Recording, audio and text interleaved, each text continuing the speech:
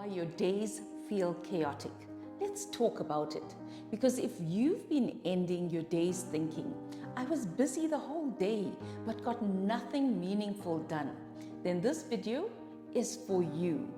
We live in a world of back-to-back meetings, urgent emails, last-minute requests, and endless pings. And by 3 p.m., your brain is fried. Not because you didn't work hard, but because your day had no structure. And I want to say this upfront. This is not about motivation. This is not about laziness. And it's definitely not about you being disorganized. If you are anything like me, when you give your word, when you commit to something, you will do everything in your power to deliver. But commitment without structure leads straight to overwhelm. And when I say structure, I don't mean a rigid minute-by-minute schedule. I mean giving your day a shape, a clear flow that protects your energy and attention. This video is part of my R.E.S.T REST method. Reflect, energize, structure, thrive. We've covered reflect. We've covered energize. Today we're diving into S, which is structure, the piece that brings clarity, calm, and control back into your day. What structure actually means. For most of my career, I relied purely on effort. If something needed to be done, I pushed harder. But effort is not a system. And when you don't have a system, your day controls you instead of the other way around. That's why structure matters. It's not rigidity. It's not micromanaging yourself. It's about making fewer decisions and reducing decision fatigue. It's about decluttering your mind.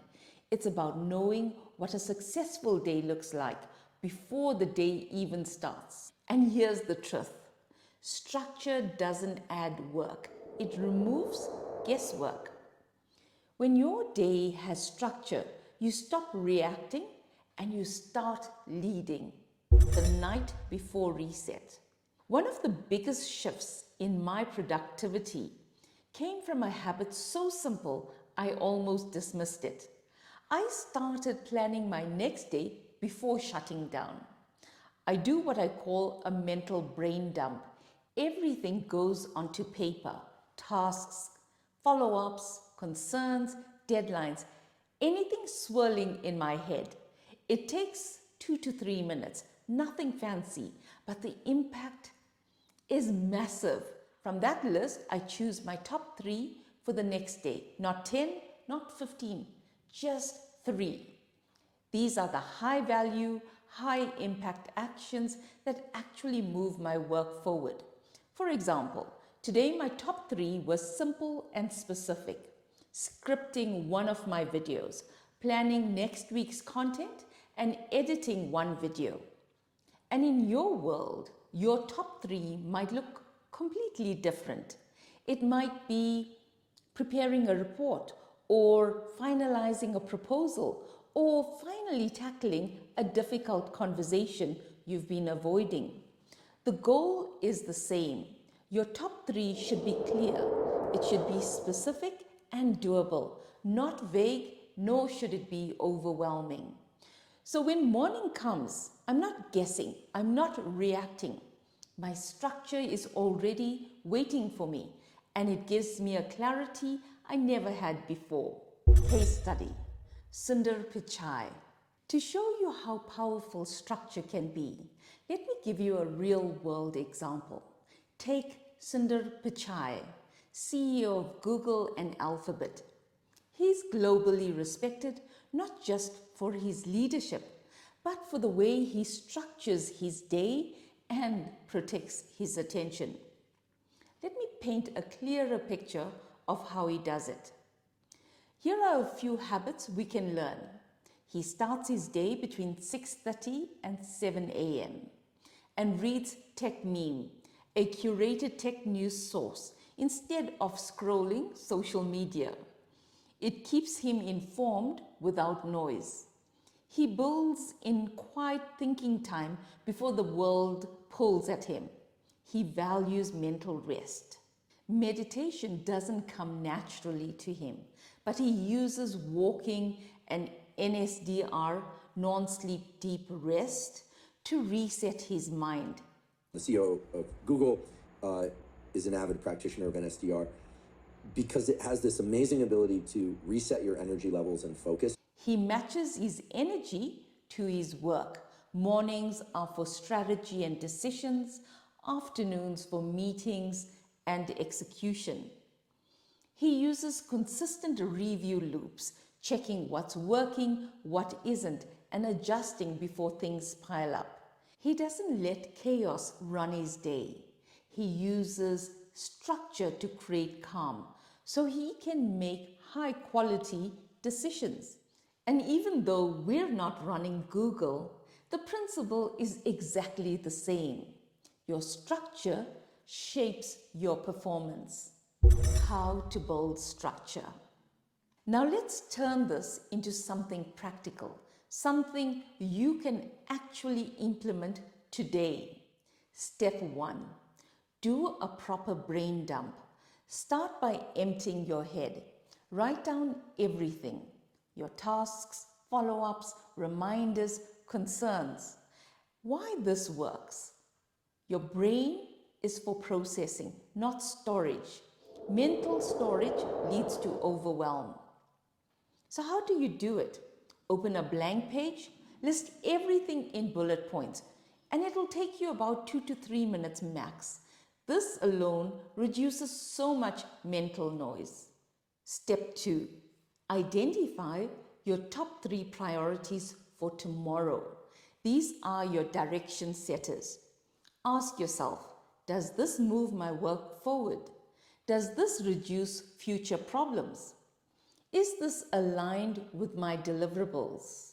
Will future me thank me for doing this? So here's an example. Instead of saying, I'll finish the entire report, make your top 3 something like, I'll build the straw model. And that's the full skeleton or framework of the report.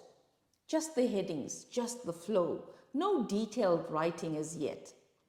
And whether it's a school assignment or a work report, creating that structure first makes it so much easier to come back and flesh it out. And psychologically, your mind feels satisfied because you've completed something, and completion fuels that momentum. And this is how you shift from overwhelm to progress. Everything else becomes your laundry list, important, but not the first thing to do. Step 3, match tasks to your energy. Then you time box them. I've said before that I time box, and I still do. But here's the nuance. Before you time box anything, you want to match the right task to the right energy. So yes, I time box, but not blindly. I put my heavy thinking tasks where my mind is strongest, my execution tasks when my energy is steady, and admin when my brain is tired. So, how to apply this? Identify your high, medium, and low energy hours. Place your tasks accordingly. Then you time box. Even a 25 to 40 minute time box counts. It's a simple system: energy first, time second.